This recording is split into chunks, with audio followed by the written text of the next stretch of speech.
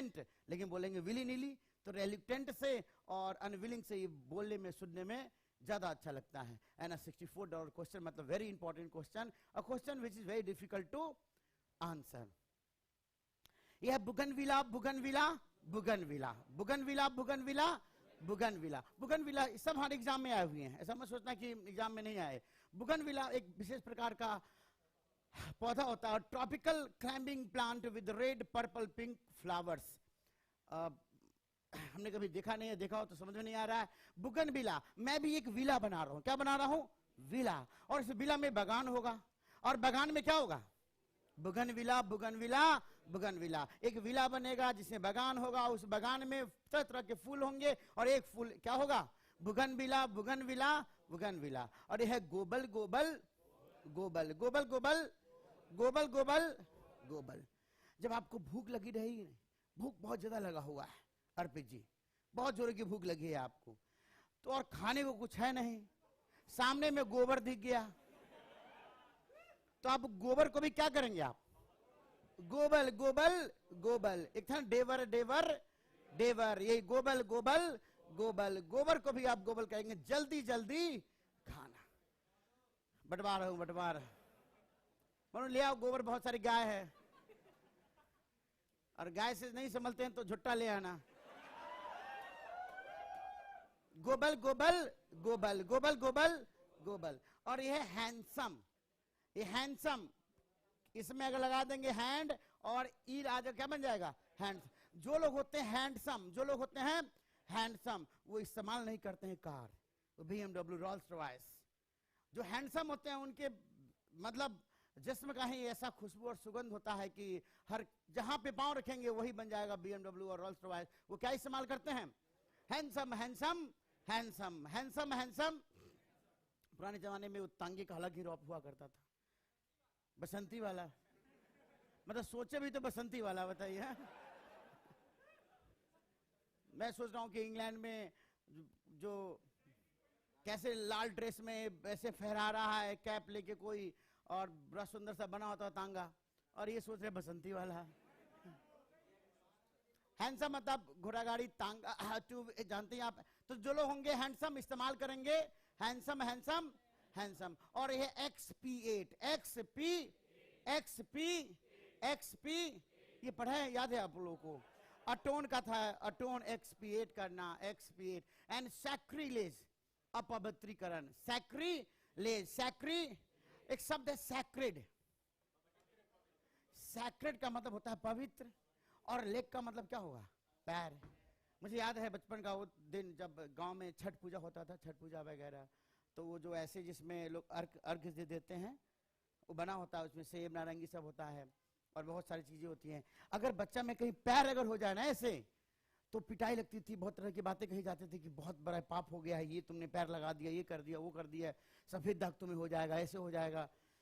तो जब ये शब्द याद किया तो मुझे वो बातें याद आ गई, और बातें याद आ गई तो हमेशा के लिए हमारे माइंड में रिलेट हो गया। हम कहते हैं ना, आप जितना किताबें पढ़ोगे ना, उतना ही नए नए आइडियाज आपके दिमाग में होंगे। कौन सा आइडिया, कौन सा मूवी का सीन से आप किसी शब्द को रिलेट कर दो, आप खुद ही नहीं समझ पाओगे। इसलिए मैं कहता हूं किताबों का पढ़ना बहुत, और 15 मिनट तो डेली आप जरूर पढ़िए। 15 मिनट अंग्रेजी में, अंग्रेजी में 15 मिनट आप डेली पढ़िए। कसम खा लीजिए कि मैं लंच नहीं करूंगा, ब्रंच नहीं करूंगा, ब्रेकफास्ट नहीं करूंगा, लेकिन 15 मिनट तो अंग्रेजी में कोई भी किताब खरीदिए जो अच्छा लगे आपको। शुरुआती दौर में मैं सिने ब्लीच पढ़ा करता था।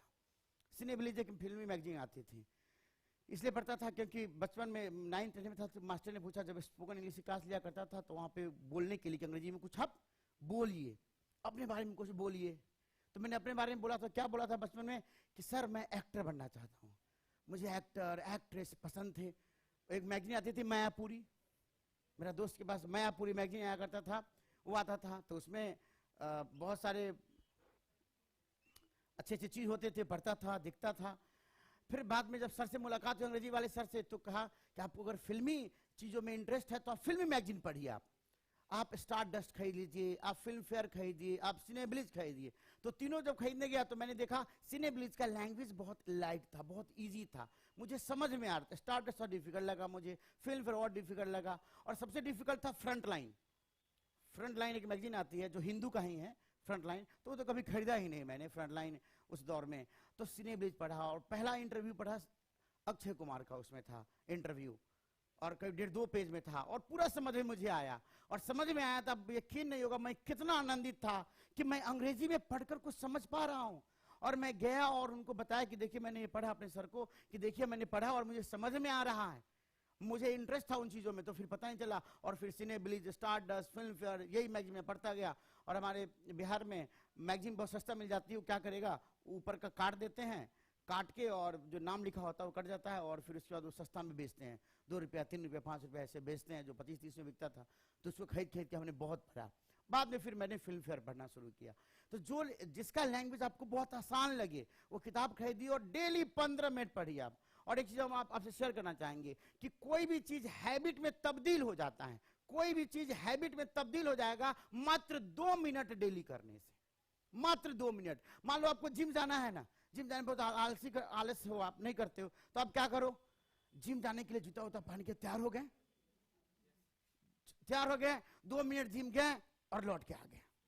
अगर आप डेली जाओगे ना, ऐसे डेली जाते जाते एक समय ऐसा आएगा कि आसपास का माहौल देखकर आपको लगेगा डेली जब आ ही रहे हैं तो 2 मिनट से 5 मिनट हो जाता है, 10 मिनट 20 मिनट। फिर लोग कहेंगे यार देखो रेगुलर कमर है, डेली आता है, भले ये 10 मिनट ही करता है लेकिन डेली आ रहा है।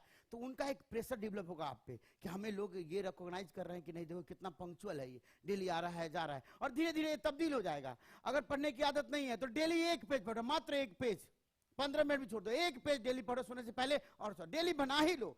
और यही एक पेज कैसे आपके जीवन में 100 पेज में तब्दील हो जाएगा। बहुत लोग तो मैगजीन लेके जाते हैं, नॉवेल लेके जाते हैं बाथरूम में और जब लौटते हैं तो पूरा खत्म हो चुका होता है, इतनी रीडिंग स्पीड अच्छी हो जाती है, इतना अच्छा हो जाता है। तो आप लोग भी ऐसा कर सकते हैं, जो भी चीज आदत के रूप में डेवलप करना है, daily 2 minutes only, daily 2 minute आप 10 दिन 20 दिन कीजिए, देखिए वो आदत बन जाएगा आपके जीवन का।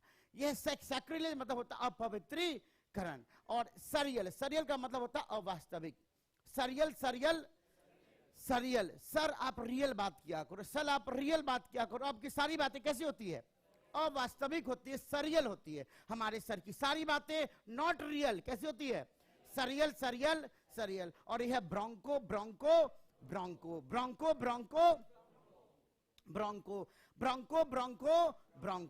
अरे ब्रेन को लगा दो, ब्रेन को लगाओ। तुम हर जगह ब्रेन नहीं इस्तेमाल करते हो, और ब्रेन को लगाओगे तो हर चीज में सफलता मिलेगी। तो लोग कहेंगे तुम क्या हो गए हो, ब्रोंको, जंगली घोड़ा। जो ब्रेन को नहीं लगाएगा उसे लोग कहेंगे ब्रोंको। एंड सरमन मतलब धर्मोपदेश देना, धर्म के बारे में उपदेश देना, जैसे आसाराम, जैसे राम रहीम, ये सब क्या है, उपदेश देते हैं।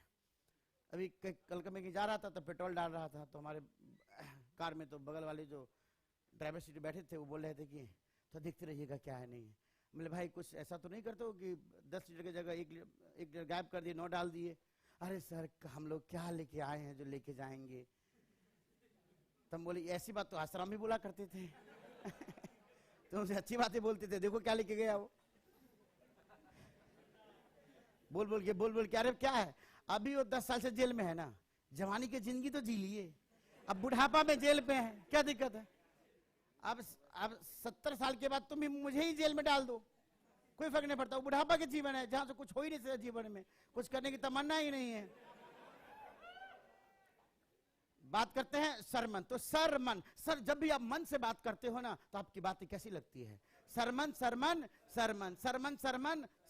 एनीलॉप मतलब फरार हो जाना, जो हम लोग पढ़े थे एब्सकॉन्ड।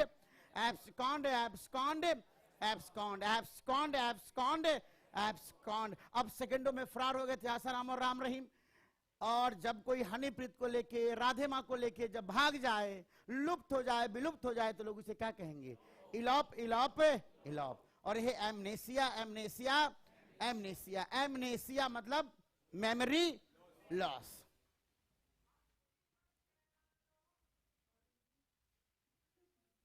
एमनेसिया, एक मेरा मित्र है, जब उनकी तबीयत खराब हुई तो मैं उन्हें यूरोप ले गया इलाज करवाने के लिए, लेकिन वो फिर भी कह रहा है आइए मिनेसिया, मुझे यूरोप ले चलो, आइए मिनेसिया।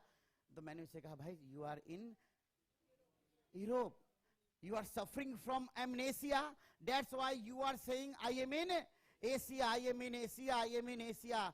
तुम्हें amnesia हो गया, तुम्हें पता ही नहीं है कि तुम कब इंडिया से इंग्लैंड पहुंच चुके हो, you are suffering from amnesia, amnesia, amnesia. तो चाहे इडियम हो या फिर वन वर्ड हो या फिर हम ऐसे वोकैब की बात करें, हर वोकैब को चाहो तो अगर आप जिंदा दिल हो, जो कि हो, तो आप बहुत ही सेंस ऑफ ह्यूमर का इस्तेमाल करके आप उसको आसानी से रिलेट करके याद कर सकते हैं। तो ये 10 हमने वन वर्ड को देखा, 10 हमने इडियम्स को देखा, और ऐसे जितने भी इडियम्स, जहां भी आपको इडियम्स दिख जाए ना, बस जैसे भी हो, बाय हुक और बाय क्रुक आप उसको याद कर लो, याद बिल्कुल हो जाएगा। हमने अब तक 8 शब्दों के बारे में बात की, नाउन से लेकर इंटरजेक्शन तक। हमने 8 शब्दों के बारे में आप सब लोगों से बात की। ऐप पे जो सारे बच्चे मुझे देख पा रहे हैं उनको भी बहुत बहुत धन्यवाद। सत श्री अकाल, आदाब, अस्सलाम वालेकुम, वालेकुम अस्सलाम।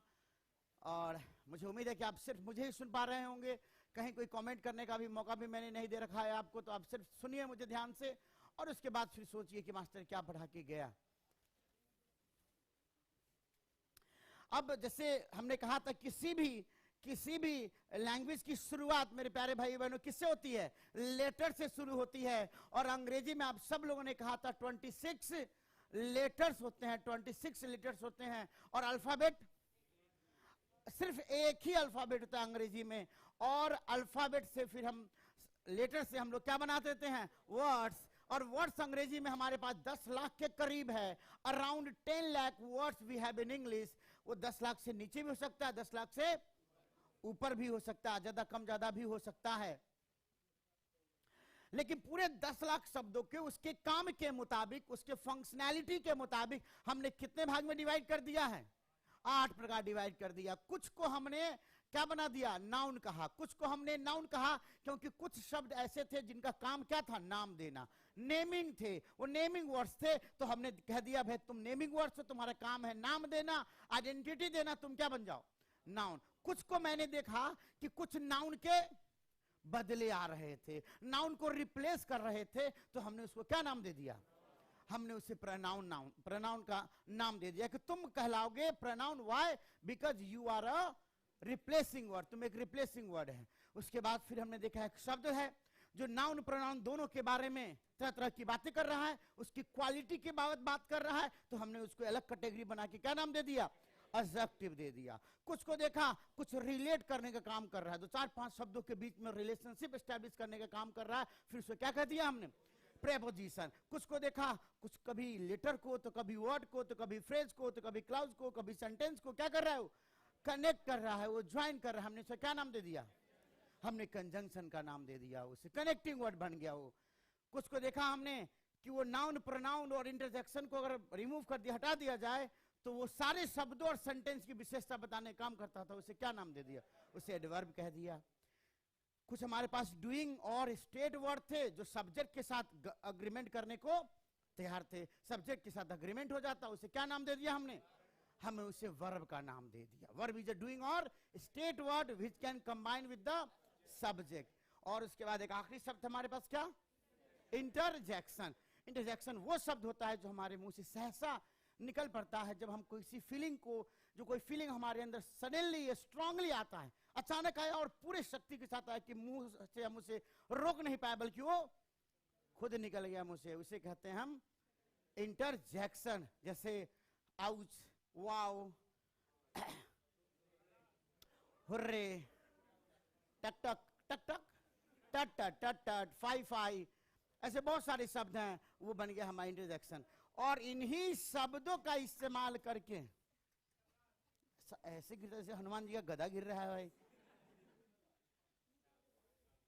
पानी देना।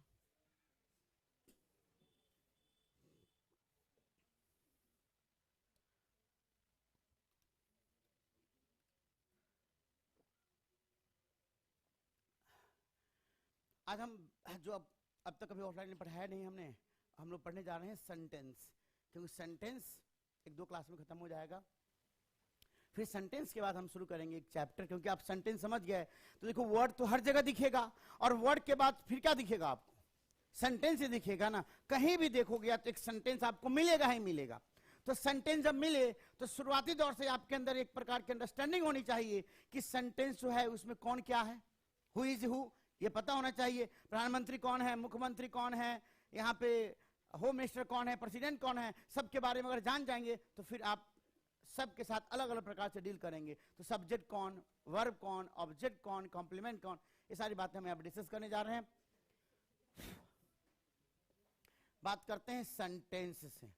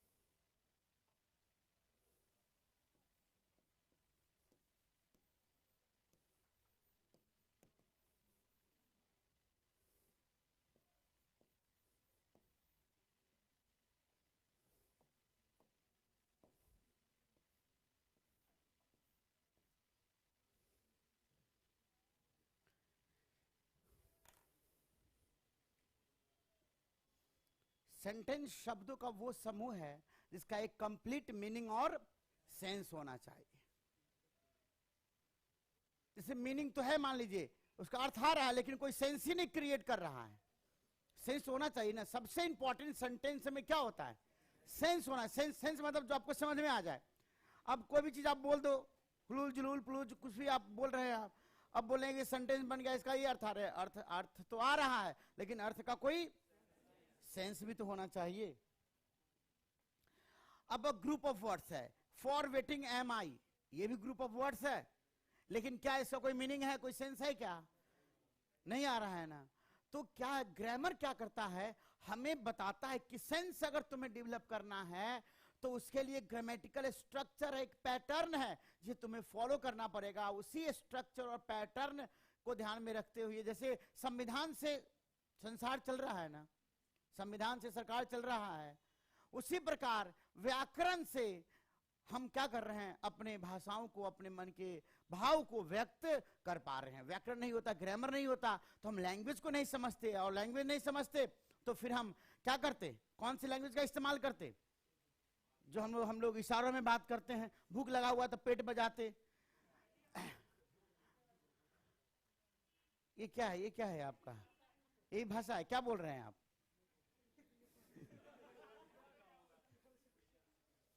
तो जो भी हो, मान लीजिए अगर आप इशारों में बात करेंगे, नहीं इशारों में बात करेंगे, लेकिन लैंग्वेज मुझे मिला तो इससे मनुष्य का माइंड का विस्तार हुआ, अब समझने लगे हम लोग। अब देखिए फॉर वेटिंग एम आई, ये ग्रुप ऑफ वर्ड्स है, बट इसका कोई मीनिंग नहीं आ रहा है। तो हमें ये ग्रामर सिखाती है, जो हम अभी सीखेंगे हम लोग, कि सबसे पहले एक सेंटेंस में हम क्या लिखते हैं कॉमनली। सबसे पहले एक सब्जेक्ट आएगा, क्या आएगा? आई। आई आया, उसके बाद फिर हम क्या लिखेंगे? Auxiliary verb am, I am. उसके बाद फिर क्या लिखेंगे हम? Waiting, I am waiting. You for या फॉर यू? अच्छा यू नहीं लिखा कहीं हमने, मान लीजिए यहां पे यू लिखते हैं, यू मिसिंग, यहां पे यू लिखा। I am waiting for you. अब ये जाके कंप्लीट मीनिंग और सेंस को प्रोड्यूस कर रहा है। I am waiting for you, I am waiting for you. तो group of words which gives a complete, जब भी कोई किताब पढ़ो, कोई सेंटेंस आ जाए ना, तो एटलीस्ट शुरुआती दौर में इतना करो कि सेंटेंस का ऑपरेशन करो और फाइंड आउट कि इसमें कौन सब्जेक्ट है, कौन वर्ब है, कौन ऑब्जेक्ट है, कौन कॉम्प्लीमेंट है, कौन अदर वर्ड्स है। तो एक धीरे धीरे धीरे धीरे सेंटेंस को समझने लगोगे तो फिर अर्थ भी आना शुरू हो जाएगा। क्यों? क्योंकि हम सब जानते हैं वर्ब किसके लिए बनी है, सब्जेक्ट के लिए बने। जैसे हमारे अर्पित जी का काम, मुन्नी को याद है, क्या बात है मुन्नी जी। मुन्नी कहती है कि अर्पित का इस्तेमाल नहीं, सॉरी अर्पित का जो अवतार हुआ है धरती पे काम करने के लिए, उसी प्रकार वर्ब किसके लिए आई है? सब्जेक्ट के लिए, तो स्वाभाविक है आपको पता होगा ये सब्जेक्ट है ये वर्ब है, तो दोनों के बीच में रिलेशनशिप एस्टैब्लिश करते हुए अर्थ निकाल लोगे आप। तो सेंटेंस वही कहलाएगा जिसका अपना कंप्लीट मीनिंग और सेंस होगा। अब बात करते हैं हमारे पास सेंटेंस स्ट्रक्चर क्या होगा। सेंटेंस का एक बेसिक स्ट्रक्चर, ऐसे तो नाना प्रकार के सेंटेंस के स्ट्रक्चर है। स्ट्रक्चर ऑफ सेंटेंस,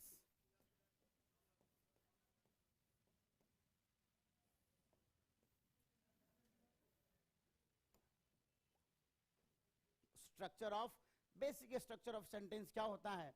तो आप बिल्कुल सही कह रहे हैं अर्पित जी। सबसे पहले हम क्या कहते हैं, एक सब्जेक्ट होता है, उसके बाद फिर क्या होता है, क्या काम होता है,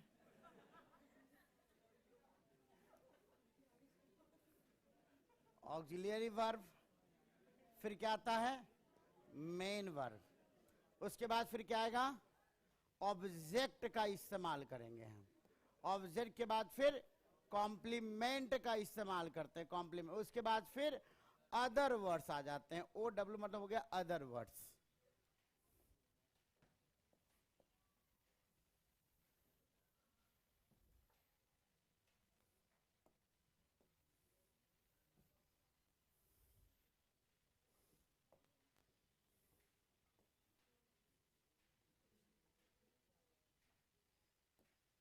subject, auxiliary verb, main verb, object, complement और अदर वर्ड्स।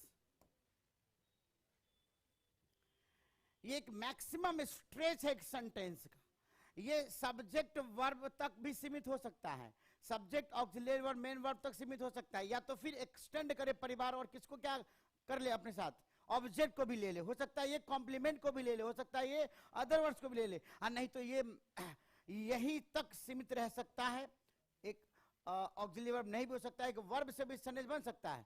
हम कहते हैं शट अप, कम, गो, ये सेंटेंस हो गया। एक वर्ब से भी सेंटेंस बन सकता है, और या तो फिर subject auxiliary verb main verb object complement other words से भी बन सकते हैं। इससे पहले कि हम सब पूरे सेंटेंस के बारे में बताएं आपको, सब्जेक्ट क्या होता है, ऑक्सिलियरी वर्ब क्या होता है, मेन वर्ब ऑब्जेक्ट कॉम्प्लीमेंट क्या होता है, हम टाइप ऑफ सेंटेंस की बात कर लेते हैं कि सेंटेंस कितने प्रकार के होते हैं। 5 प्रकार के, बहुत ही सुंदर वर्णनी, टाइप्स ऑफ सेंटेंस।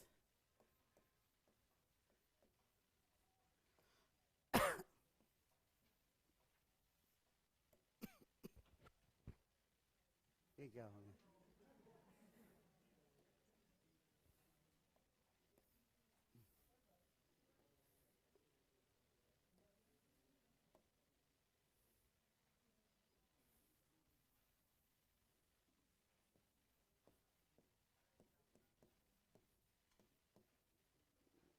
आपको क्या दिख रहा है अर्पित जी?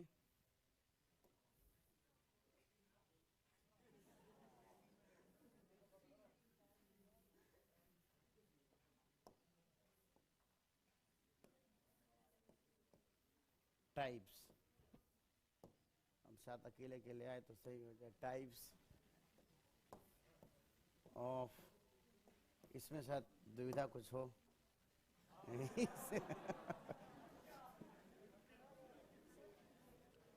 ये एफ को नहीं पहचान पा रहा है या ओ को?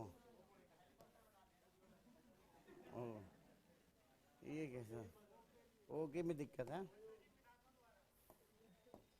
OYO,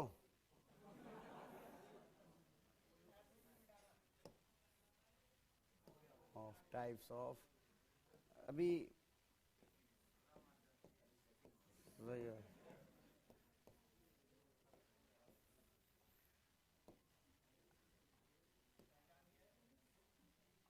types of sentence.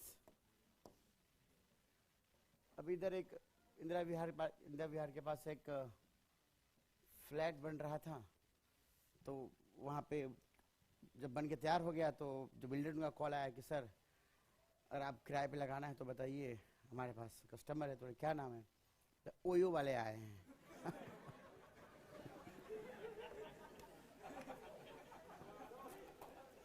बोले भाई ऐसा है, वो तो बहुत अच्छा रेंट दे रहा था और इकट्ठे 2 साल का अग्रीमेंट था, लेकिन हमने कहा भाई ओयो लोगे तो बच्चे लोग जान खा लेंगे मेरा क्योंकि ओयो का कुछ और ही छवि बना हुआ है बच्चों के मन मस्तिष्क में, तो इसलिए कोई और आ जाए ज़्यादा अच्छा है, लेकिन ओयो आएगा तो फिर पता चलेगा कुछ और ही हो रहा है उधर।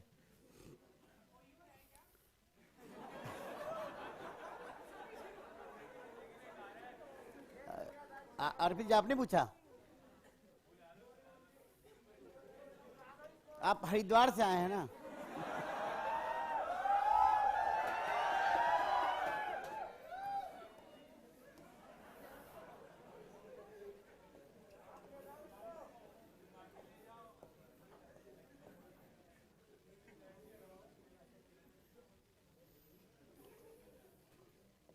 हरिद्वार वाले को कहाँ पता है ओयो जन्नत है या जंगल है।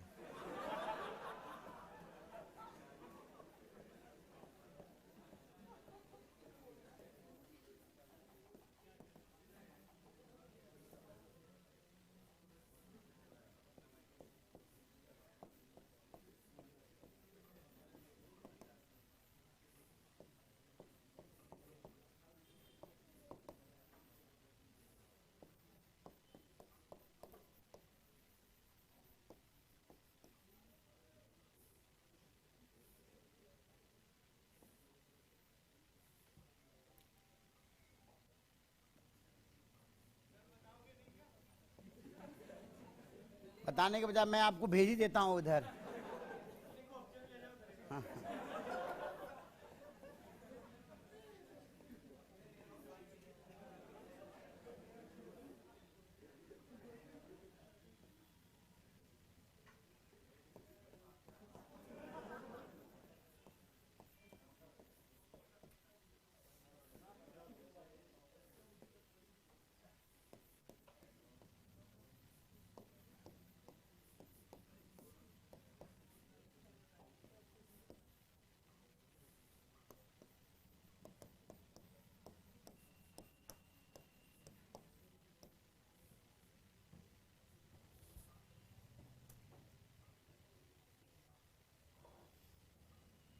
जैसे जियो मार्ट है ना, जियो मार्ट, जैसे आप जियो क्या कर रहा है, जितने भी छोटे मोटे दुकान हैं सबको खरीद रहा है और सबको अपना उसको ब्रांड दे रहा है। छोटे छोटे दुकान है, आप कहीं से भी आप परचेज कीजिए, उस दुकान से आप सामान आपको डिलीवर हो जाएगा।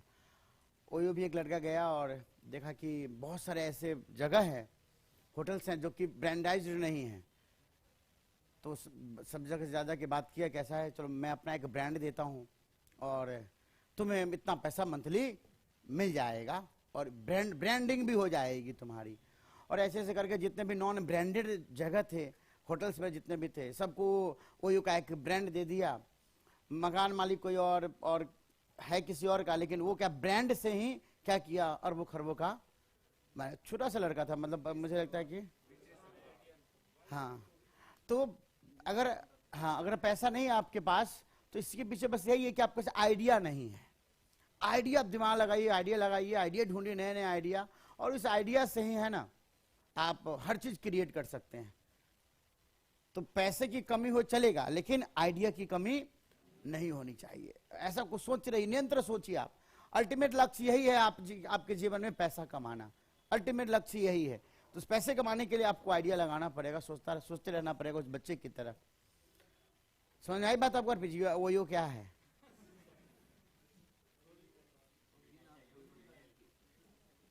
तो मेरे कहने का मतलब अभिप्राय ये था कि वही के जरिए मैं आपको ऐसा दिमाग देना चाहता हूँ कि आप भी सोच सकते हैं और एक लाइफ में विस्तार पा सकते हैं। अदरवाइज अब वही रूम के बारे में पूछेंगे तो मुश्किल है बताना मुझे यहाँ पे। देखिए, सेंटेंस के दो टाइप हो गए। अगर हम सेंस की बात करें तो उसके मुताबिक हमारे पास असर्टिव, इंटरोगेटिव, इंपरेटिव, ऑप्टेटिव और एक्सक्लेमेटिव सेंटेंस हो गया। लेकिन क्लाउज के दृष्टिकोण से, बहुत सारे एग्जाम में क्लाउज के बारे में चर्चा होती है, तो क्लाउज के दृष्टिकोण से क्लाउज क्या होता है ये भी समझेंगे हम लोग। क्लाउज के दृष्टिकोण से हमारे पास 4 प्रकार के सेंटेंस हो जाते हैं। एक सिंपल सेंटेंस, एक हमारा कॉम्प्लेक्स सेंटेंस, एक होता है हमारा कंपाउंड सेंटेंस, और एक हो जाता है हमारा मिक्स सेंटेंस, जिसमें हम लोग subordinate clause, principal clause combine करके बनाते हैं। और यही जो सेंटेंस आता है ना, हमें समझ में नहीं आता है, क्योंकि इसमें सेंटेंस विद इन सेंटेंस बन जाता है, सेंटेंस विद इन सेंटेंस बन जाता है। सेंटेंस के अंदर कई सेंटेंस हो सकते हैं, एक सेंटेंस के अंदर 4-5 सेंटेंस अगर डल गया तो फिर हम आइडेंटिफाई नहीं कर सकते सब्जेक्ट कौन, वर्ब कौन, ऑब्जेक्ट कौन, क्या है नहीं, फिर अर्थ लगाना मुश्किल हो जाता है। ये करीब ये 2007-8 की बात थी, तो हमारे लैंडलॉर्ड का बेटा था, वो करीब 8 और 9th में पढ़ता होगा, तो कहा कि आप अंग्रेजी पढ़ा दीजिए मेरे बच्चों को, तो बुलाया मैंने। तो जो उसके किताब में सीबीएसई का जो किताब है, जो लिटरेचर की किताब है, उसमें जो इंडियन राइटर के द्वारा जो कहानी, जो कविता लिखा गया था, उसको समझना समझाना बहुत आसान था। लेकिन वही कहानी अगर किसी ब्रिटिश ऑथर के द्वारा मिल गया, तो एक सेंटेंस यहां पे शुरू होता था, सेंटेंस यहां पे शुरू हो रहा है, और वो सेंटेंस यहां पे खत्म हो रहा है। मतलब इतने सारे सेंटेंस बन गए ना कि खुद ही समझना मुश्किल हो रहा है, उसको समझाना तो और मुश्किल हो जाएगा।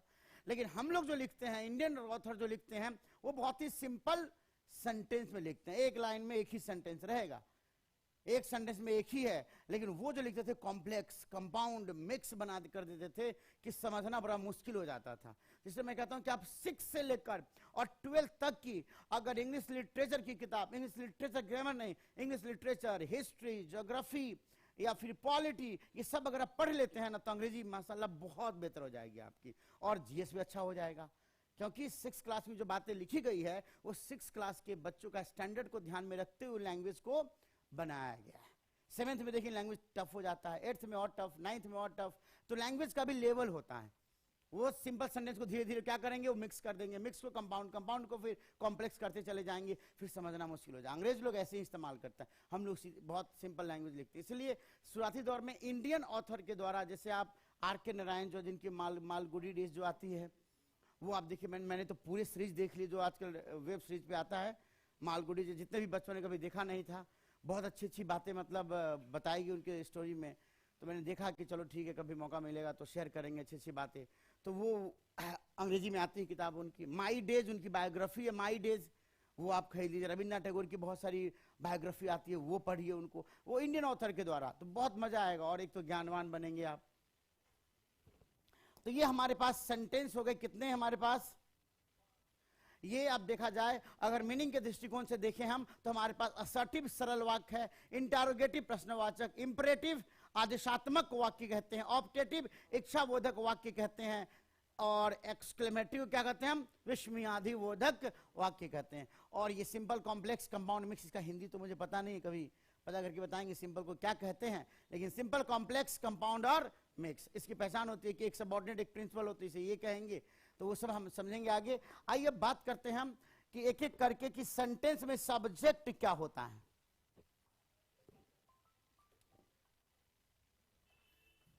शुरुआत करते हैं, सेंटेंस का सबसे पहला डिपार्टमेंट क्या है, सब्जेक्ट। और ये सब्जेक्ट आप लोगों ने हजारों बार सुना होगा इस सब्जेक्ट के बारे में, लेकिन बहुत कम लोग सब्जेक्ट के बारे में वो जानते हैं जो एक्चुअलिटी में एग्जिस्ट करता है, कि सब्जेक्ट बेसिकली होता क्या है।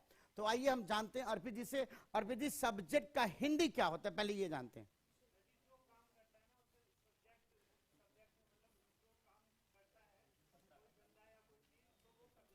बंदा हो या बंदी, जो काम करता है वो सब्जेक्ट हो गया।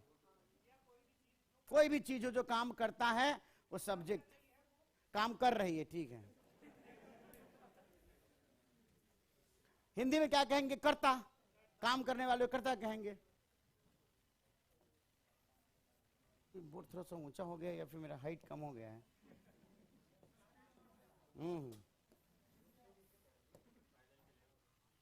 ये क्या लिखा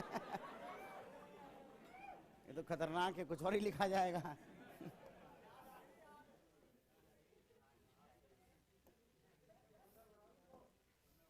देखिए, सब्जेक्ट को आप कहते हैं कर्ता। कुछ लोग कहते हैं कि सब्जेक्ट, जैसे उन्होंने कहा कि काम करने वाले को, जो काम करे, बंदा हो या बंदी, काम कर रही है, कर रहा है, जो भी हो, वस्तु हो या व्यक्ति, काम करने वाले को हम क्या कहेंगे, सब्जेक्ट कहेंगे। आइए मुन्नी से सुनते हैं, मुन्नी क्या सोचती है। मुन्नी सोचती का है, मुस्कुराती ज्यादा। आइए इधर आते हैं, आप क्या सोच रही हैं, कुछ ही बोल दीजिए, कुछ भी, या आप अर्पित जी से सहमत हैं। काम करने वाले करता सब्जेक्ट कहते हैं, आप क्या कहना चाहेंगे। अग्री विद मुन्नी, बहुत ही सुंदर। देखिए, कहने का मतलब है कि सब लोग कह रहे हैं कि काम करने वाले को कर्ता कहते हैं, लेकिन मेरे प्यारे भाई बहनों, मैं ये बताऊं, बहुत बच्चे ये भी कहते हैं जिसके बारे में बात हो उसको भी हम सब्जेक्ट कहते हैं, उसको भी सब्जेक्ट कहते हैं। जिसके बारे में बात हो, जिसके बारे में कुछ कहा जाए, वो भी सब्जेक्ट हो, और काम करने वाला भी सब्जेक्ट हो। ये भी कुछ हद तक सही था, लेकिन कभी कभी ऐसा होता है कि सब्जेक्ट काम करता ही नहीं है, सब्जेक्ट काम नहीं करता है। और कभी कभी ऐसा भी होता है सब्जेक्ट के बारे में बात नहीं भी होती है, तो क्या वो सब्जेक्ट नहीं होगा? वो भी सब्जेक्ट होगा। जैसे हम कहते हैं कि I am Christopher Phoenix, I am Christopher Phoenix, या I am a teacher, I am a. अब बताइए इसमें सब्जेक्ट कौन? आई। अब आई कौन सा काम कर रहा है यहां पे? टीचर क्या काम हो रहा है बताओ? चलिए बताते हैं। फॉर एग्जाम्पल, जैसे कुछ लास्ट टाइम बच्चा किसी ने कहा था कि यू हैव 2 फादर्स।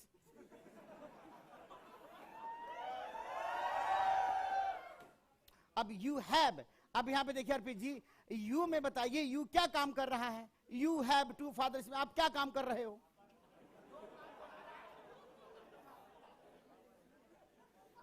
कोई काम हो रहा है? चलो ऐसा करते हैं, आई लव यू। अब इसमें मैं क्या काम कर रहा हूं? अब तो वहां बैठो, मैं यहां है, क्या काम हो रहा है? नहीं काम हो रहा है ना। I love my country, I love India, I like India, I like coffee. इसमें क्या काम क्या हो रहा है? काम तो नहीं हो रहा है ना। काम तो नहीं हो रहा है। दिस इज अ मार्कर, इसमें कौन सा एक्शन हो रहा है? दिस इज अ मार्कर, तो काम तो नहीं हुआ ना। यानी कि कोई जरूरी नहीं है कि सब्जेक्ट काम करे ही, और सब्जेक्ट के बारे में बात हो ये भी जरूरी नहीं है। जैसे कहते हैं इट इज आई, वो मैं ही हूं, it is I. It is I में सब्जेक्ट है इट, और आई हो गया कॉम्प्लीमेंट, ये सब पढ़ेंगे हम लोग। अब इट सब्जेक्ट हो गया, क्योंकि इट के अकॉर्डिंग इज आया है। इट इज आई, यही बोलते हैं, इट इज मी बोलते हैं, इट इज आई बोलते हैं, मी तो गलत होता है, इट इज आई कहते हैं हम लोग। तो सब्जेक्ट हो गया इट, आई कॉम्प्लीमेंट हो गया। तो जरा बताइए यहां पे इट के बारे में बात हो रही है या आई के बारे में बात हो रही है? मैं नॉक कर रहा हूं, हु आर यू, तो मैंने कहा it is I. Who is that? It is I, मैं ही हूं, मैं हूं, इट इज आई। अब इट इज आई में बात किसकी हुई? इट की, आई की। अब देखो आई की बात हो गई, फिर भी सब्जेक्ट कौन है? इट है। तो कोई जरूरी नहीं है कि सब्जेक्ट के बारे में बात हो तभी सब्जेक्ट कहेंगे, या जो काम करे उसे ही सब्जेक्ट कहेंगे। तो सब्जेक्ट का डेफिनेशन ऐसा होना चाहिए जो हर जगह अप्लीकेबल हो। तो हम कह सकते हैं a part of a sentence, बिल्कुल सही कह रहे हैं आप लोग, a part of a sentence for which a verb is used. A part of a sentence for which a part of a sentence for which a verb is used, a verb is used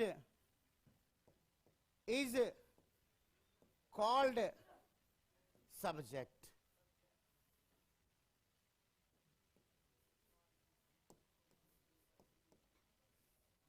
A part of a sentence for which a verb is used is called subject. कोई जरूरी नहीं कि subject काम ही करे, कोई जरूरी नहीं कि सब्जेक्ट के बारे में बात ही हो, लेकिन हां जिस भी शब्द या शब्द समूह के लिए क्या इस्तेमाल हो? वर्ब का इस्तेमाल हो। जिस भी शब्द या शब्द समूह के लिए वर्ब का इस्तेमाल हो, मेरे प्यारे भाई बहनों से क्या कहेंगे हम? सब्जेक्ट कहेंगे। फॉर एग्जाम्पल जैसे हम लिखते हैं यहां पे, कई बार आपने देखा होगा हु आर यू, ये सेंटेंस सही है गलत है? सही है। हु इज शी, सही है गलत? हु इज शी, ये भी बिल्कुल सही है। और who am I, who am I, मैं कौन हूं? हु एम आई, सही है गलत? ये बिल्कुल सही है। अब आपको ये टास्क दिया जा रहा है कि आप बताइए कि इन 3 शब्दों के बीच में सेंटेंस, अगर तीन शब्द मिलकर एक सेंटेंस बना, तो इस सेंटेंस में सब्जेक्ट कौन? सिर्फ सब्जेक्ट की बता दीजिए, बाकी वर्ब ऑब्जेक्ट बाद में सोचेंगे हम। सब्जेक्ट कौन है? हु। बहुत ही सुंदर मुन्नी, और मुन्ना भी कह रहा है हु। हु हो गया सब्जेक्ट, बहुत ही सुंदर मुन्नी, सब्जेक्ट। यहां पे हु सब्जेक्ट, यहां पे हु सब्जेक्ट, बहुत ही सुंदर है। तो मुझे बताएंगे आप सुबह में क्या ब्रेकफास्ट लेती हैं?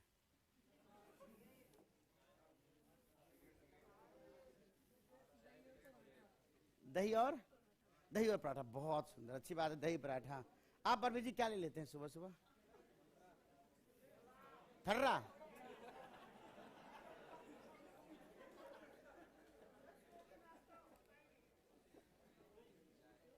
तो दोपहर में क्या लेते हैं आप?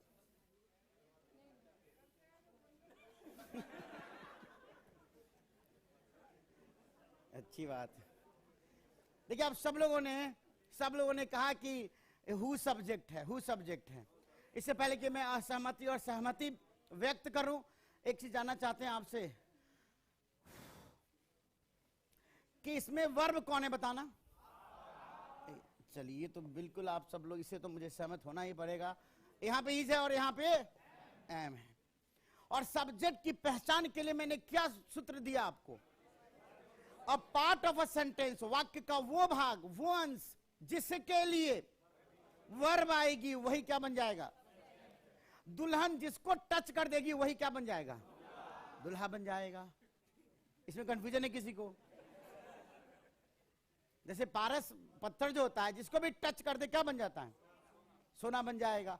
तो उसी प्रकार वर्ब जिसके लिए आएगी, for which a verb is used, verb जिसके लिए भी आएगी मेरे प्यारे भाई बहनों, उसे हम क्या कहेंगे? हम सब्जेक्ट कहेंगे। अब बता दो, आहार आप जो लिखे यहां पे दो ही शब्द तो थे, किसको देखे? आसाराम को देखे या राम रहीम को देखे?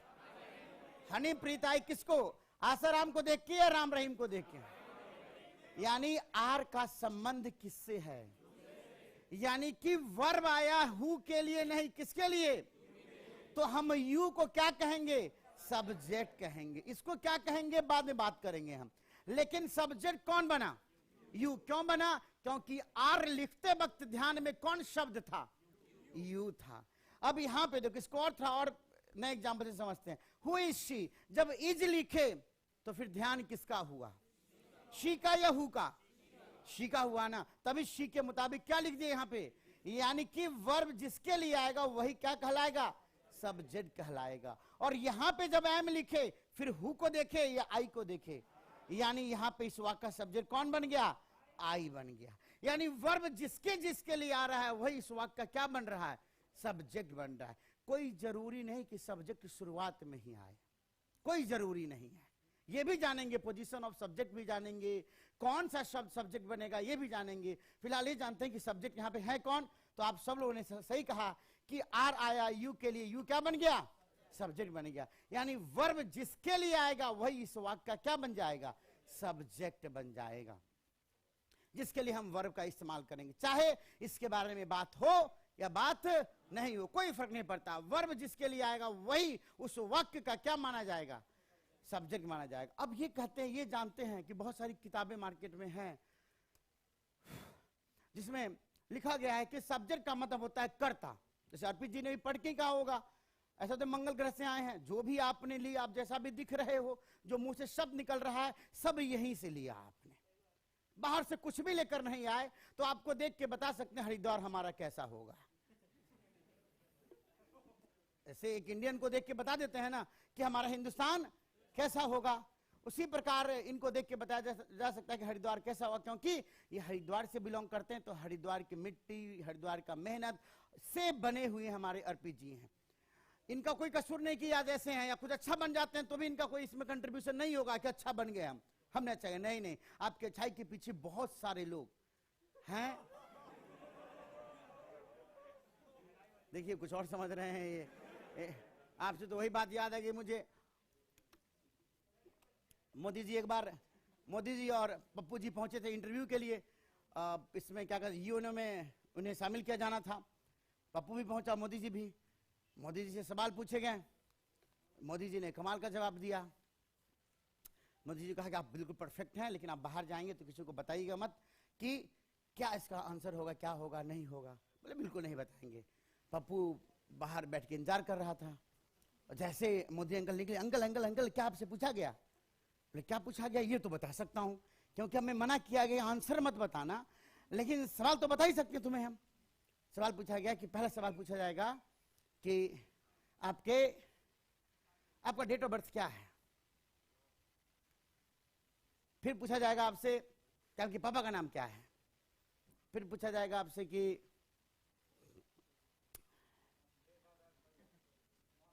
मां का नाम। फिर सवाल पूछा कि आप पागल हो गए हैं, ऐसा कुछ सवाल पूछा जाएगा आपसे। तो पहुंचे वहां, पूछा गया कि देश की, उल्टा बोल दिया, मतलब उल्टा तो सीधा करने का प्रयास करो, कोई दिक्कत। पूछा गया कि देश का जो हमारा देश आजाद कब हुआ? तो उन्होंने कहा कि सर आंसर बता दिया, आंसर सवाल नहीं बताया, आंसर बता दिया था कि देश आजाद कब हुआ। तो उन्होंने कहा कि ऐसा है, इस आजादी, उन्होंने आंसर बताया था और सवाल कुछ और पूछ दिया गया। आंसर याद करके पप्पू पहुंचा था। जब आप सवाल ये पूछ दिया गया कि आपका पापा का नाम, जन्म कब हुआ था? बोले संघर्ष तो बहुत सालों से जारी था, सफलता 1947 में मिली। फिर पूछा गया आपके पापा का नाम क्या है? तो पापा का नाम, एक का नाम लूंगा तो फिर बड़ी मुश्किल होगा। सो कई लोग हैं जो इस आजादी में कंट्रीब्यूट किए हैं। फिर पूछा गया कि क्या तुम पागल हो गए हो? तो कहा गया कि इन्वेस्टिगेशन चल रहा है। तो वही ख्याल दिखाता आप लोग। तो आप देखिए, ये जो सब्जेक्ट का मतलब कर्ता होता है, तो मैंने किताबें में, बहुत सारी किताबें अभी भी मैंने पढ़ा। एक किताब मुझे अपने करियर में अब तक मिला है, जो मैं दरियागंज गया था, वहां पे संडे को मार्केट लगता है, किताबों की, पुरानी किताबों की मार्केट लगती है, बाजार, पता है अब लगता है कि नहीं लगता है, 2 बजे 2:30 बजे बहुत रश रहता है उधर। तो मैं गया था वहां पे, पतली सी किताबें मिली मुझे वहां पे, मैंने उठाया, अंग्रेजी का था, तो मैं ऐसे भी कहीं अंग्रेजी दिखता था मैं उठा लेता था। तो देखो उसमें लिखा हो सब्जेक्ट का मतलब कर्ता नहीं होता है। पहली किताब मैंने, नंबर उसमें दिखा नहीं, प्रोफेसर साहब कोई थे, मैं लिखा हुआ था, छोटी सी मतलब 25-30 पेज की किताब होगी, जैसे मनोहर पोथी आया करता था बचपन में। और फिर उसी एक किताब में, बांकी मुखर्जी नगर में जाना भाई बाजार में, कहीं किसी का अंग्रेजी का किताब उठा लेना, सब्जेक्ट का हिंदी क्या मिलेगा आपको? कर्ता। लेकिन सब्जेक्ट का हिंदी कर्ता होता ही नहीं है। सब्जेक्ट, हम अब हिंदी का व्याकरण पढ़ेंगे तो उसमें सेंटेंस को 2 भागों में डिवाइड कर दिया गया है, subject and predicate, subject and predicate, subject and predicate. हमने तो पूरे आपको subject, verb, object, complement, other words divide कर दिया, लेकिन ग्रामेटिकली 2 भाग में डिवाइड करते हैं, सब्जेक्ट एंड प्रेडिकेट। सब्जेक्ट को हिंदी में कहते हैं उद्देश्य, सब्जेक्ट को हिंदी में कहते हैं उद्देश्य, और प्रेडिकेट को कहते हैं हिंदी में विधेय। और प्रेडिकेट को फर्दर 4 भागों में डिवाइड कर दिया गया था, जिसे हम कहते हैं verb, object, complement and other word, इसे एडवर्बियल भी कहते हैं। तो सब्जेक्ट को हम कर्ता नहीं कहते हैं, सब्जेक्ट को क्या कहते हैं हम? उद्देश्य कहते हैं। लेकिन आइए इस बात को सत्यापित किया जाए कि वाक्य में कर्ता है या नहीं है, तो क्यों नहीं है। तो हम ऐसे समझ सकते हैं, देखिएगा, ये हमारा सब्जेक्ट है। जैसे हम सुनिएगा, अभी लिखिएगा, मतलब आप ये सुन लीजिए, मुझे टाइप होगा तो मैं, अगर छापना होगा तो मैं पीछे चला जाऊंगा, आप छाप लीजिएगा, लेकिन सुनिएगा, मैं सुनाऊंगा और आप लिखेंगे तो फिर दिक्कत आ जाएगी। देखिएगा सब्जेक्ट क्या होता है। जैसे हमारे संविधान में भी है ना, एक पोस्ट होता है ना, प्राइम मिनिस्टर का पोस्ट, प्रेसिडेंट का पोस्ट। वैसे ग्रामर भी एक संविधान है अंग्रेजी का, इसमें भी पोस्ट है, सब्जेक्ट का पोस्ट है, वर्ब का पोस्ट है, कॉम्प्लीमेंट, ऑब्जेक्ट और अदर वर्ड्स का पोस्ट है। तो जैसे प्रेसिडेंट का एक पोस्ट है, उस प्रेसिडेंट का हिंदी क्या होता है? राष्ट्रपति होता है हिंदी। और प्रेसिडेंट का कोई हिंदी पूछेगा, आप कहोगे राष्ट्रपति या कहोगे राम कोविंद? प्रेसिडेंट का हिंदी क्या कहेंगे आप? राष्ट्रपति। राम कोविंद तो नहीं कहेंगे ना।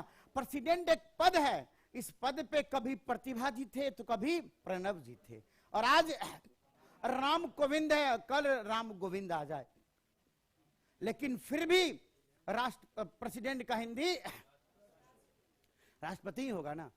जितना कहना बुरा लगता है कि प्रेसिडेंट मतलब राम कोविंद, प्रेसिडेंट का हिंदी राम कोविंद, बुरा लगता नहीं लगता है? उतना ही बुरा लगेगा आपको जानकर कि सब्जेक्ट को जो हम बोलते हैं कर्ता, सब्जेक्ट कर्ता नहीं है। सब्जेक्ट भी एक पोस्ट है, सब्जेक्ट भी क्या है? एक पोस्ट है। सेंटेंस में मौजूद कई सारे पद में एक पद ये भी है सब्जेक्ट, जिस पे कभी डूअर आके अर्पित जी बैठ जाएगा, कभी डूअर। जैसे कभी प्रेसिडेंट है यहाँ पे, प्रेसिडेंट के पद पे कभी प्रणब जी थे तो कभी प्रतिभा, कभी प्रणब तो कभी प्रतिभा जी। उसी प्रकार सब्जेक्ट भी एक पद है जिसपे कभी डूअर आ जाए, क्या आ जाएगा, डूअर। और या फिर कभी सब्जेक्ट के स्थान पे कौन बैठ जाएगा, ऑब्जेक्ट बैठ जाएगा। कौन बैठ जाएगा, ऑब्जेक्ट। ऑब्जेक्ट को हिंदी में क्या कहते हैं हम, कर्म कहते हैं। और डूअर को हिंदी में क्या कहते हैं, कर्ता। डूअर मतलब काम करने वाला, कर्ता। डूअर मतलब हो गया कर्ता। अब देखिएगा यहां पे एक सेंटेंस लिखते हैं कि वी प्ले क्रिकेट। कई बार आपने सेंटेंस को सुना होगा आपने, वी प्ले क्रिकेट। इस वाक्य में आप बता दीजिएगा मुझे, वी प्ले क्रिकेट में सब्जेक्ट कौन है, वी या क्रिकेट, क्या है। इस वाक्य में सब्जेक्ट कौन है, वी। ये सब्जेक्ट हो गया। जब सब्जेक्ट के पद पे हमने कह दिया बैठा कौन है, वी, तो अब ये जानना चाहते हैं आपसे कि बताइए इस सब्जेक्ट के पद पे डूअर बैठा है या ऑब्जेक्ट बैठा है, कौन सा बैठा, बताइए। डूअर मतलब काम करने वाला। यहां पे खेलने वाला कौन, वी, हम लोग खेलने वाले। We play cricket, we play cricket, खेलने वाला कौन, वी। यानी कि वी इस वाक्य का सब्जेक्ट है और सब्जेक्ट के स्थान पे ऑब्जेक्ट नहीं, कौन बैठा है, डूअर, कर्ण, खेलने वाला। जो खेलेगा वो वी है, वो डूअर है। अब इसी वाक्य को हम पैसिव बनाते हैं, जो बहुत आसान है आप लोग के लिए बनाना। Cricket, cricket is played by us. अब देखिए बाई के बाद अस आ गया। अभी आप जानते होंगे, अच्छा लगेगा जानकर, बाई एक प्रेपोजिशन है और प्रेपोजिशन का जो भी ऑब्जेक्ट बनेगा वो सब्जेक्टिव केस में नहीं, ऑब्जेक्टिव केस में। इसलिए वी को हमने चेंज कर दिया किसमें, अस में। ऐसे नहीं चेंज कर दिया, एक ग्रामेटिकल रूल के तहत कि प्रेपोजिशन का ऑब्जेक्ट बनाना है हमें, किसको, वी को। वी को बनाना है तो वी बाई वी नहीं आएगा, बाई आई नहीं, बल्कि बाई अस आएगा, बाई मी आएगा। अब मैं पूछता हूं आपसे कि बताइए इस वाक्य का सब्जेक्ट कौन है। इज किसके लिए लिखा आपने, अगर क्रिकेट एंड फुटबॉल होता तो क्या लिखते हैं, आर। यानी कि वर्ब इसके अकॉर्डिंग बदल रहा है। जब एक था तो इज और क्रिकेट एंड फुटबॉल दो हो गया तो क्या कर दिया, यानी कि ये बन गया सब्जेक्ट। क्या बन गया। अब मैं जानना चाहूंगा आपसे कि ये सब्जेक्ट तो बन गया, तो क्या ये कर्ता है या ऑब्जेक्ट,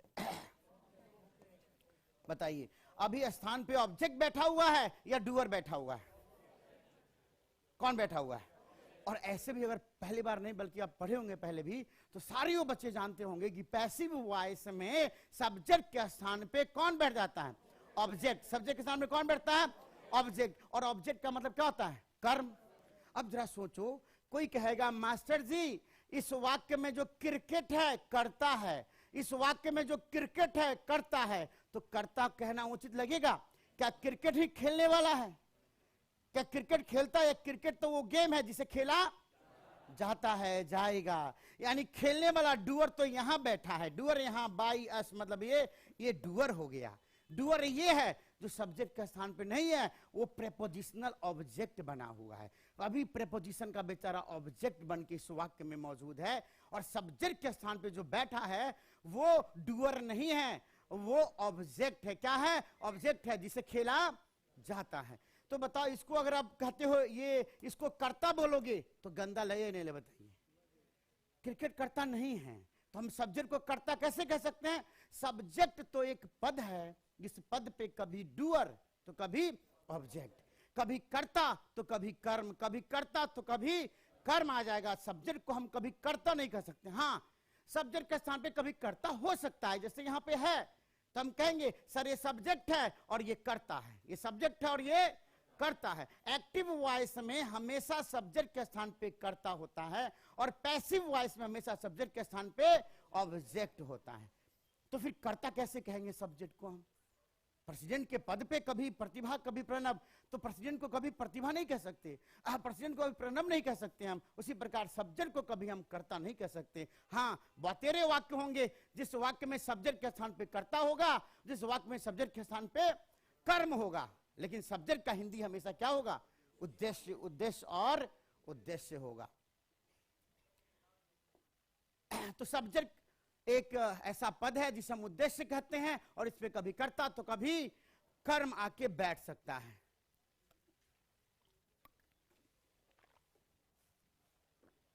अब हम जानना चाहेंगे position of subject. Position of subject, subject का पोजीशन एक वाक्य में कहां कहां हो सकता है।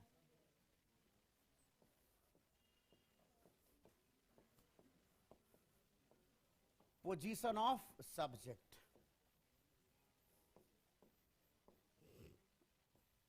सारी क्लैरिटी के साथ सीखोगे, बहुत आसान है अंग्रेजी सीखना। Position of subject. अब बताइए अर्पित जी, सब्जेक्ट का कोई फिक्स्ड पोजीशन है क्या? अब नहीं बताऊंगा। कलाम साहब, मंजीत जी नहीं दिख रहे हैं, कोई दिक्कत समझ, मेरी आवाज आ रही है सब लोगों तक? चित्र दिख रहा है ठीक ठाक? बहुत अच्छी बात है। पोजीशन ऑफ सब्जेक्ट, जैसे बचपन में अगर मैं अपनी बात करूं, जैसे मैंने सीखा अंग्रेजी, तो जैसा मैंने बताया कि मैं इंटेलिजेंट बिल्कुल नहीं हूं, बिल्कुल इंटेलिजेंट नहीं हूं।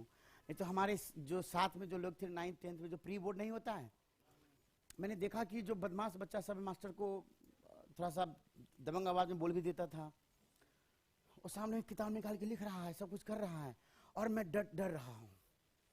मैं प्री बोर्ड में फेल हो गया था मैथ्स में, एडवांस मैथ आ गया था उस वक्त, तो उसमें मैं सब सेट, ये सेट वो सेट हुआ करता था, वो क्या क्या वो बनाते गोल गोल, फिर ऐसे करने, हाँ ये चीज समझ में आया नहीं और मैं फेल कर गया। बाकी सब लोग थे, जो बदमाश बच्चा सब था, पढ़ने में तेज नहीं, लेकिन धाए छाप रहा है, छाप रहा, मास्टर आ भी रहा तो कोई दिक्कत नहीं है, खड़ी था, उसका हिम्मत था उसके अंदर कि मास्टर को देख लेंगे, कर लेंगे, और वो बेसिकली पास कर गया, अच्छे नंबरों से पास किया। और मैं 10th में सबसे कम नंबर अपने यार दोस्तों में, जैसे टीचर के पास जाओ तो टीचर मेरी प्रशंसा, जहां पढ़ो मेरी प्रशंसा होती थी, लेकिन सबसे कम नंबर मुझे ही मिला, 53% आए मुझे 10th में।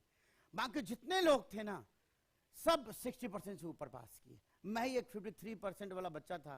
लेकिन भगवान ने, चलो ठीक है, मैं 2 दिन तो बहुत परेशान था भैया। मुझे हमारे होम टाउन में ही एक नीलम सिनेमा, नीलम टॉकीज हुआ करता था, तो एक मूवी आई थी सनम, आपने गाना सुना होगा, खुदा करे मेरे लबों पे या तेरे लबों पे सनम का नाम आए।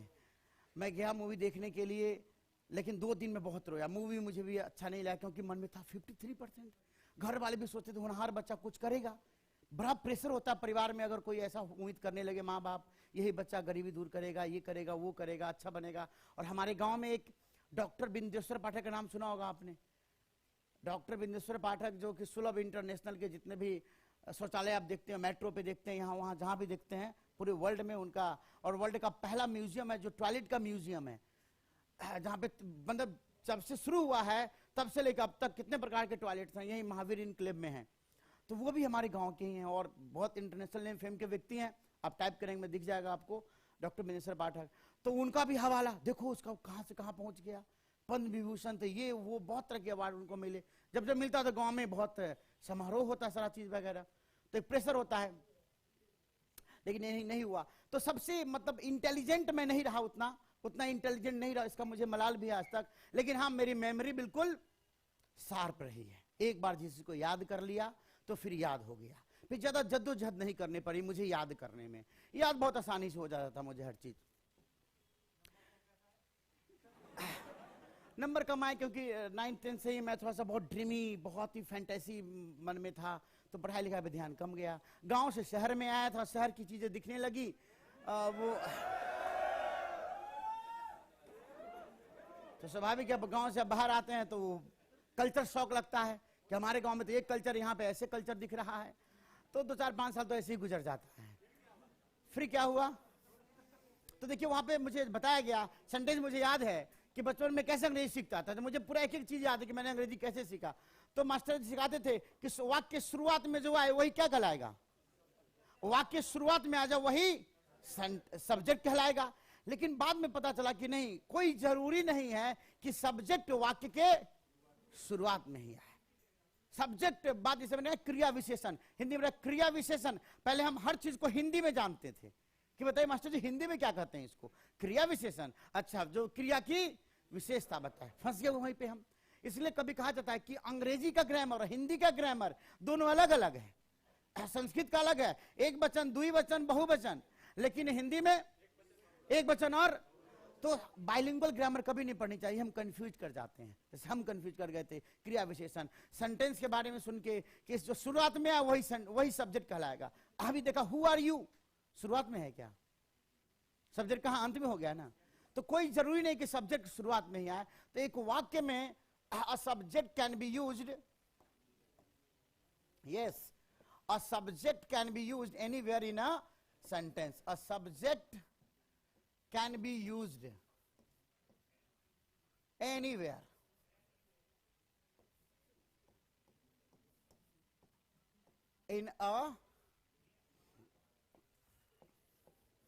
in a sentence.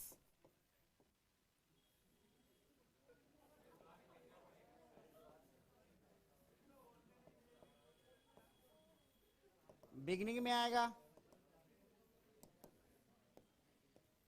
एंड में भी आएगा, और इसके बाद फिर मिडिल में आएगा।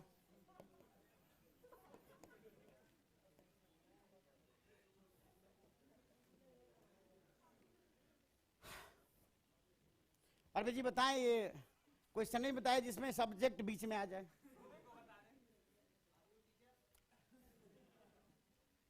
अरबी जी बताएंगे तो ज्यादा सुनने में अच्छा लगेगा। क्या कर रहे हैं आप टेबल के नीचे हाथ रख के?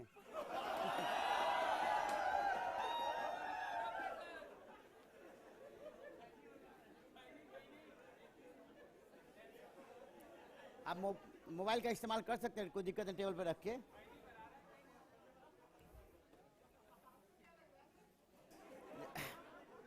जब मेरे पास जीएसटी वाले आए थे तो वहीं पे मेरा ऑफिस हुआ करता था, वहीं पे बीच में कहीं ऑफिस था, तो क्लास बन गया है। तो मैं ऐसे बैठा था तो हाथ संजोग से टेबल के नीचे चला गया, तो वो डर गया, बोले हाथ क्यों नीचे कर रहे हैं, कुछ है तो गन तो नहीं छुपा के रखे आप? बोले नहीं सर, यहाँ पे गन कहाँ है? गन आएगा, गन वाले होते तो आप यहाँ पे आते। अब देखिए बिगनिंग में भी आएगा, ये शुरुआत में भी आ सकता है। फॉर एग्जाम्पल जैसे हम लिखते हैं सनी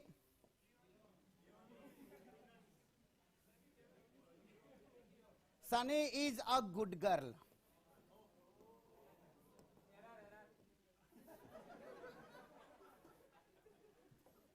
अब एरर है या फिर नो एरर है, ये तो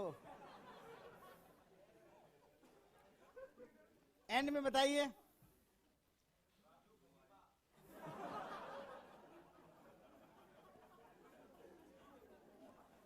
हु आर यू, अभी हमने लिखा एक सेंटेंस, और मिडिल में देखिए ना, आर यू अ टीचर, देखिए आर यू, सेम एग्जांपल लिखता हूं, आर यू अ टीचर।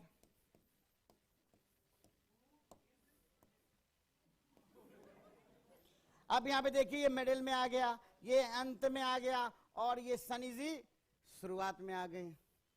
कहीं भी इस्तेमाल हो सकता है, और इस माइंडसेट से आपको अंग्रेजी सीखना है और सब्जेक्ट वर्ब एग्रीमेंट इस माइंडसेट से बनाना है। हालांकि हम सब्जेक्ट वर्ब एग्रीमेंट जब पढ़ेंगे तो वहां भी सब्जेक्ट की चर्चा नए अंदाज में होगी। जो आप यहाँ पे जान रहे हैं, समझ सोचिए कितना ही है सब्जेक्ट के बारे में, वहां भी नए अंदाज में चीजों को हम जानेंगे। लगता है कि समय हो चुका है, मेरे कहने से पहले बच्चे उठ जाते हैं।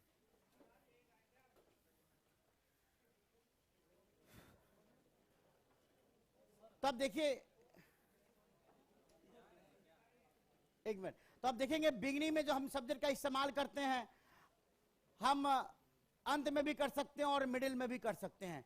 तो अगर सब्जेक्ट की पहचान करनी हो तो हम किसको देखेंगे? वर्ब को देखेंगे। ये नहीं कि शुरुआत में आया वही बन जाएगा, कोई जरूरी नहीं है कि सब्जेक्ट शुरुआत में ही आए। क्योंकि बच्चे जाना चाहते हैं तो क्लास को आगे बढ़ाने के बजाय यहीं पे समाप्त करना पड़ेगा। मैं क्लास के बाद बता देता हूँ आपको, क्लास के बाद तो इनको मैं अलविदा बोल देता हूँ। आप आए, बहुत बहुत धन्यवाद, आराम से जाइएगा, बहुत बहुत धन्यवाद। Thank you so much, have a nice time, enjoy yourself, God bless all of you. जैसा मैंने कहा था कि अब इस बैच को डिवाइड करना पड़ेगा 2 बैच में, तो जिन बच्चों का एनरोलमेंट हो चुका है इस बैच के लिए उनको रखेंगे, बाकी कुछ पुराने बच्चे उनसे बात करनी पड़ेगी, ताकि इस तरह से मतलब भीड़ इकट्ठा ना हो 2 बजे से। तो क्योंकि जिनका एनरोलमेंट हो गया है, जो 4 बजे ही पढ़ना चाहते हैं, क्योंकि अब ऐसे होगा तो थोड़ा सा मुझे लगता है कि मोदी जी कहते हैं दवाई भी और कराई भी, तो मोदी जी कहेंगे ये तो कराई क्या हो रहा है, यहाँ तो मिलाई हो रहा है, सब मिल रहे हैं। तो इसका ध्यान रखिएगा आप सब लोग। अगर बात बन गई तो कोई दिक्कत नहीं, एक ही बैच में चल जाएगा, लेकिन अगर ध्यान रखिएगा, मास्क लगा के रखिए, मास्क लगा के कम से कम उतरिए आप लोग। नहीं टेंस नहीं, सब्जेक्ट वर्ब एग्रीमेंट और फिर टेंस पढ़ेंगे हम।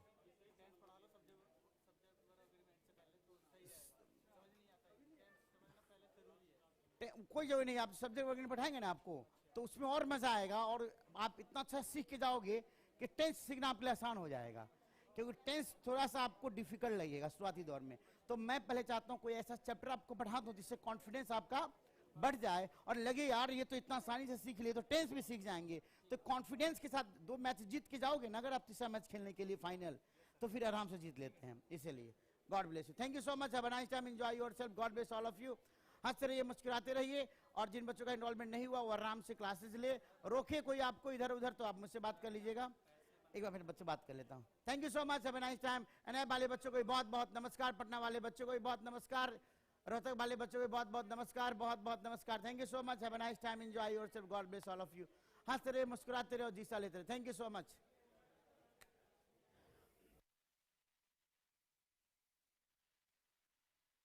नमस्ते नमस्ते नमस्ते।